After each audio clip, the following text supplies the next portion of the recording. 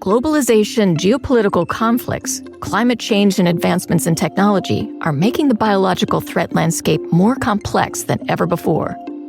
This is Countermeasures, where we explore health threats impacting communities around the world. Brought to you by Emergent, a leading public health company that delivers protective and life-saving solutions to communities around the world. From zoonotic disease to bioweapons, orthopox viruses, and more. We'll explore what it means to protect public health and how preparedness today can lead to a safer tomorrow. Throughout this season, we've spoken with experts from around the world about a wide range of public health threats, from vector-borne diseases and zoonotic spillover to biothreats and orthopox viruses. Across all these challenges, a larger, overarching threat looms, one that has the power to intensify nearly every threat we've discussed: global warming and its effects on our climate system. The effects of climate change touch communities around the world. In this episode, we look at how climate change is shaping public health today, and how it will continue to test our health systems in years ahead, and what we can do to be prepared. Christy L. Ebi, PhD, MPH, is a professor of global health at the University of Washington. She has been conducting research and practice on the health risks of climate variability and change for more than 30 years. Christy provides an overview of all the ways that climate change will affect the globe over the coming decades, such as rising temperatures and increased levels of CO2. This century is going to be characterized by some major challenges because of climate change, because of biodiversity loss. One of them is food security. That comes from two major sets of changes. One is increasing temperature, changing precipitation patterns because of climate change. That looking in vulnerable parts of the world, parts of sub-Saharan Africa, parts of Asia, many crops are growing on the thermal edge of their tolerance. The second part of that is also worker productivity. That as temperatures go up, there's many places where it's extremely hot, and particularly if there's humidity, and it's difficult for outdoor workers to be as productive. There's estimates of how much worker productivity could be reduced under different amounts of climate change. And all of them are significant and will affect the places, of course, that have challenges today. The second major category is from carbon dioxide itself. Carbon dioxide affects our plants. And under those conditions, the protein content of wheat and rice goes down about 10%. B vitamins go down about 30%.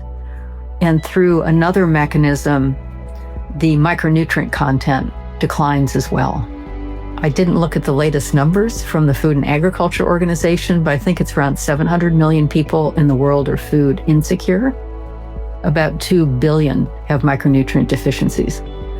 So any decline in these micronutrients puts a lot more people at risk. When speaking of micronutrients, you can think, for example, of iron. About 1.5 billion women and girls are affected by iron deficiency anemia around the world, including in high-income countries. So large interactions with carbon dioxide and what that means for food security, and then on top of it, changes in crop yields. All projections indicate that as we go into the century, food security is going to be a major challenge, particularly around tropical regions, but it's going to be affecting all regions. Eloise Todd is the executive director and founder of Resilience Action Network International, a network of over 400 organizations from all around the world dedicated to working on health and pandemics, climate finance, and biosecurity. Eloise also outlines some of the challenges we are facing, such as desertification and the process of land becoming unsuitable for agricultural uses. The impact of climate change on health is better understood now than it was before. And it's good news that there is more recognition of the health impacts of climate change. What there needs to be is a much bigger focus on the impact of climate change on health systems. We did some work a few years ago to show what the impact of climate change on pandemic preparedness and pandemic response would be. And just very simple things that were not taken into account, such as 16% of hospitals are near to areas that would be overtaken by rising sea levels.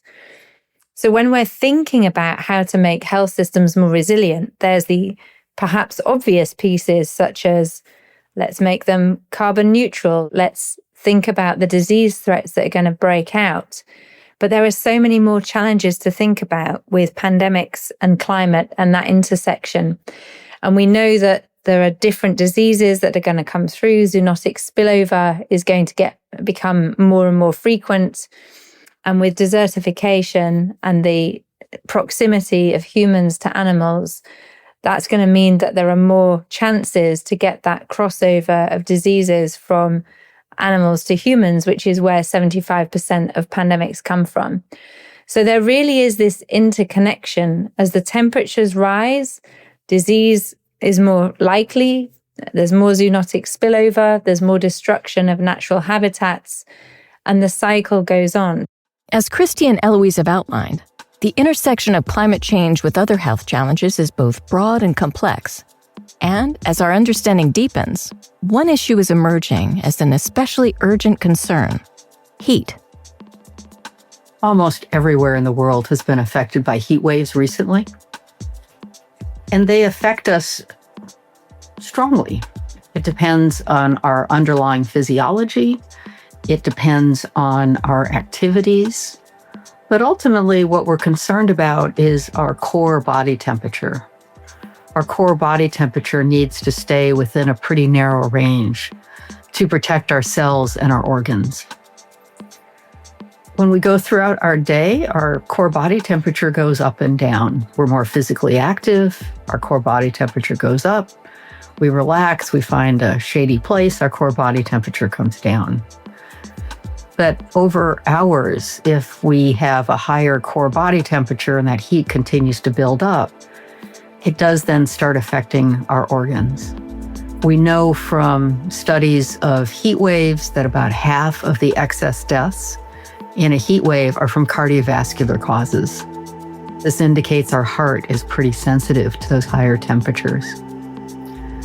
We also know from the extensive studies of heat waves that almost all heat-related deaths are preventable.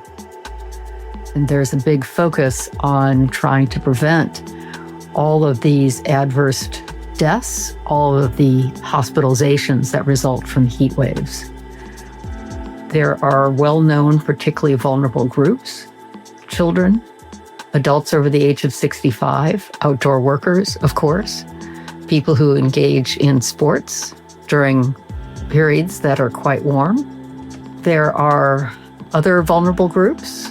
We can think of, for example, pregnant women. There's lots of research showing that pregnant women exposed to high temperatures during pregnancy more often have low birth weight babies. And that can have lifelong consequences for the baby. People who have chronic diseases that would make them more susceptible to higher temperature, people who take certain prescription drugs that reduce the ability of the body to sweat.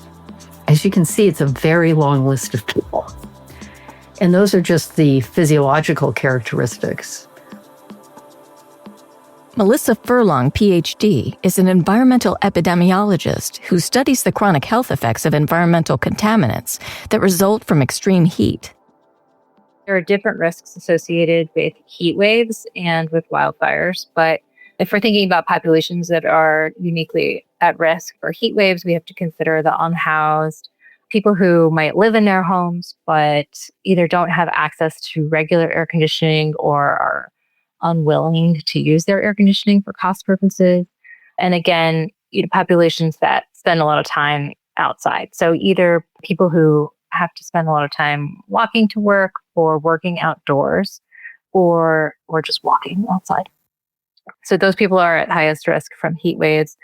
And then when we're thinking about wildfires, so anybody who lives in an area where that is generally affected by wildfires, those people are going to be at higher risk. And then populations that have some health susceptibilities, right? Like obviously if you have asthma or respiratory problems, then you'll be at increased risk from wildfire smoke. But also pregnant women and the elderly are at uniquely high risks from wildfire smoke exposure. And so there's been some evidence that has been produced over the last 10 years that shows that women who have exposure to more heat waves during pregnancy, that they are more likely to have babies who are born preterm. So that means before 37 weeks of gestation, which puts them at risk for lots of other health conditions. And also, they're more likely to be born with low birth weight, which again is associated with several different health conditions in childhood and throughout life. And heat waves probably are also associated with several different other health outcomes for the baby, for the infant, and for the child. Cities and communities are beginning to develop heat action plans in order to address this growing threat. Christy details some strategies she has seen implemented. There is something called the urban heat island, which basically says that urban areas are hotter than the surrounding rural areas because of what our cities are built from. The materials, the asphalt, the cement absorb heat during the day. They release it slowly at night. And so urban areas can be many, many degrees warmer than the surrounding rural areas. On top of that, if people have window air conditioners, for example, those dump heat into the environment. And so looking at all of the ways that our urban environment can be modified to make it more comfortable in a warmer climate. Tree planting programs, having access to blue spaces, of thinking about the different kinds of structures, the different kinds of building materials, the different kinds of orientation of buildings. They're not directly facing the sun, for example. There's a long list of urban design elements that can be put in place. And the sooner that communities start thinking about this, the more they can put it into their regular planning. That this is not an extra expense that has to be paid today, but this is, we're going to be doing X, and so let's build these actions into our planning. I personally live in Seattle. Seattle is a sea of cranes. There's constantly building, and so there's lots of opportunity to think about how to structure our urban environment, which then, of course, will reduce the overall risks. Combined with a heat wave early warning and response system can really make a difference. Wildfires present another concern. There is robust evidence that wildfire smoke is much more toxic than what comes out of tailpipes. And so don't use the same scales that people use for whether air quality is acceptable or not. If it's wildfire smoke, it's 3 to 10 times more toxic. And so to take that into account for trying to protect people who've got any kind of lung condition, anybody who's vulnerable to those high concentrations of wildfire smoke. One of the many increasing challenges for health systems is, of course, that hazards are not appearing one at a time. And to prepare for what we call compounding and cascading risks. Pacific Northwest, lots of heat waves, lots of wildfires. They, of course, happen basically around the same time that the wildfires start when it's particularly hot. And how to approach then addressing these multiple simultaneous challenges. So firefighters are obviously at increased health risk from wildfires just because they are the frontline responders. Most of what I do with firefighters is on municipal fire exposures, so structural, right, so like in town, and then a little bit on wildland. So we know that firefighters are at increased risk for several different types of cancers. The International Agency for Research on Cancer actually designated the occupation of firefighting as a class 1 carcinogen in 2022. But we don't know the specific exposures that are contributing, and we don't know the biological mechanisms, and we also don't know we have an idea of what firefighters can do to protect themselves, but we don't have a comprehensive picture of how firefighters can protect themselves. But part of the issue with wildland firefighting is that it's really difficult. It's very hard. It's also very different from municipal firefighting, structural firefighting, and PPE is not routinely used in wildland firefighting. So the firefighters are exposed to very high levels of heat and really high levels of air pollution and wildfire smoke during the wildland fire. And the other thing about wildland fires is that they often go on for weeks at a time. So like for a municipal fire, structural fire, right, the firefighter goes and it's out maybe in a couple of hours. But for the wildland fires, the firefighters are out basically camping out for weeks fighting these wildland fires. And so we have really high levels of exposure. While immediate threats like heat and wildfires are near-term concerns, it's important that potential long-term effects of climate change are also considered and planned for. How should we be planning our health systems? What do truly resilient supply chains look like? Where should we be even building primary healthcare facilities, factories? Where will the workers be living in 10, 20 years because of climate change and some of the inevitable migratory effects that happen? What will happen with food systems and what does that mean for populations, urbanization? So the subject is fascinating. It's also a glimpse into the future that people sometimes feel uncomfortable looking at. But if we really want to plan and understand how we're going to deliver the kind of countermeasures we need and the kind of preventive measures we need in order to tackle the threats that are coming down the line, we need to have an honest look at where the science is taking us and plan around that.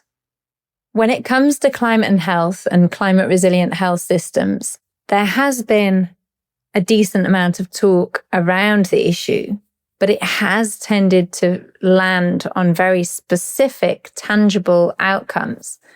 Everybody likes to have a manageable goal as something that they feel is achievable, to say, oh, well, there's one slice of the problem and here's how we can tackle it.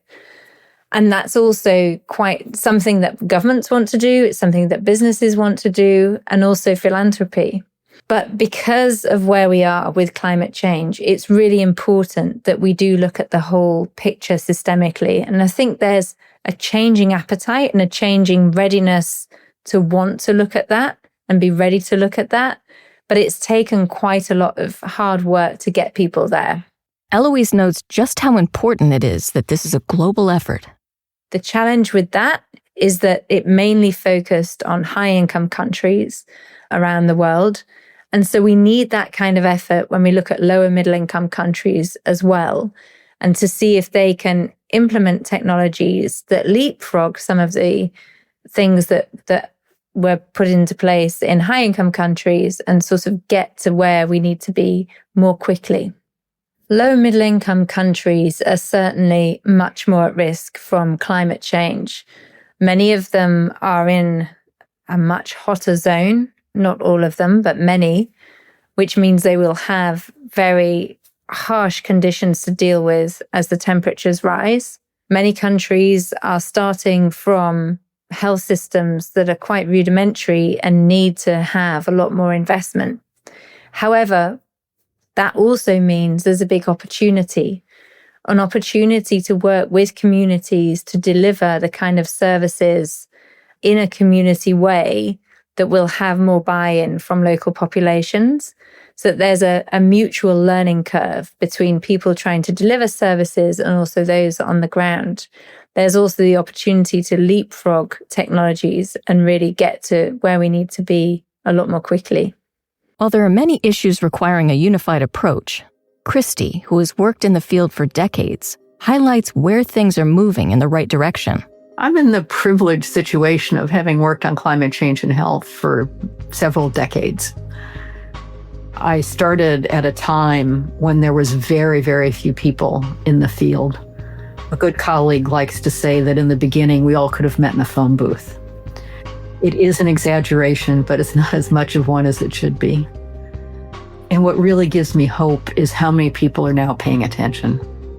The young people are really interested in climate change in general. More are coming into climate change and health. They understand the risks. They really want to make a difference. That increased awareness, that increased engagement means that there is a momentum to move forward and ensuring we do increase resilience to a changing climate. Because We have people who are energetic, enthusiastic, and as young people always are, and they hate being called young people, but as they engage in their careers, they are committed to moving the situation from where we are today to a future that is more resilient and more sustainable. And that gives me a lot of hope. When we talk about sustainable and resilient health systems, we just have to think back to the COVID pandemic to understand how important community relationships and information and the right information and trusted sources are. This was a challenge that faced people everywhere, from the UK, where I grew up, to different countries across Africa, all around the world, every single corner of the world. We know certain things for sure. We know that people trust their peers, their trusted community figures, their leaders. You trust your good friends. This is universal. These rules are universal. And so in order to tap into those networks, it's so important that the local authorities, the governments, the civil society organizations, the people that want to make change happen, everybody's on the same page. There's a networked approach to getting the right information, to understanding what the right information is, that it's verified, and then everybody can walk forward together, spreading the right information and also doing enough in advance to kind of form an inoculation, if you pardon the pun, to the disinformation if and when it comes. At Resilience Action Network International, we believe there is a lot of work to do still to define what it will take to build truly resilient, climate-resilient health systems across low and middle-income countries and also, frankly, across the whole world. While we salute the initiatives that exist already and are ongoing, we truly believe that there needs to be a much more wholesale, holistic approach to this issue, where we're willing to say, what is it going to take to design a system that is flexible and agile enough, that responds to where people will be living, that will respond to where people will be able to inhabit, and what kinds of diseases and challenges that they will face in the future. So we're not just designing for now, for the mid-20s, but we're designing for 2030, 2040, 2050. And we need to take that leap. And that's the piece that we think is vital. As we've heard throughout this episode, climate change touches every corner of public health, from the immediate dangers of health and wildfire smoke to long-term pressures on food security, health systems, and communities around the world. But we've also heard something else, a growing sense of momentum towards solutions that could help turn the tide on the climate crisis. As Christy reminds us, only a few decades ago, the field of climate and health was so small it could fit in a phone booth. Today, it's filled with researchers, practitioners, young professionals, and community leaders who understand the risks and are determined to build a more resilient future. That energy and commitment is a powerful source of hope. And as Eloise emphasizes, building climate-resistant health systems will require a holistic global effort, one that looks decades ahead, strengthens community trust, and treats resilience not as a cost, but as an investment in our collective future.